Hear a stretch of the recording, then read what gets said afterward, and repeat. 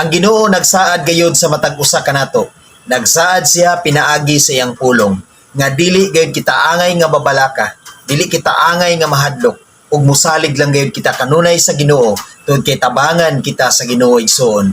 Bisan unsa ang mahitabo, bisan unsa ang makabalaka sa atong kinabuhi, ang Dios igsoon mobarog gayud nga atong manlalaban, nga atong magtatabang sa kanunay. Isaias 41 versikulo 13. Kay ako ang Ginoo nga imong Dios, mao'y naglig-on kanimo.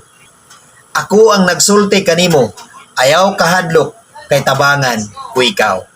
Ang Ginoo igsoon nagsulti mismo sa iyang pulong, pinaagi sa iyang pulong nga dili gid kita angay nga mahadlok, kay tabangan ug luwason gid kita sa Ginoo igsoon.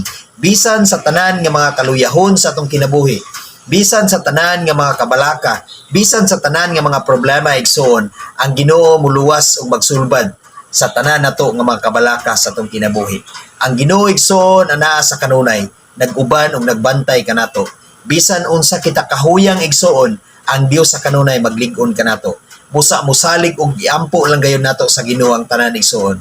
Tungod kay pinaagi kaniya, kita iyang lig-onon o kitang tanan maka-overcome bisan unsa ang mahitabo sa atong kinabuhi.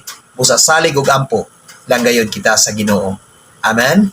God bless sa tanan.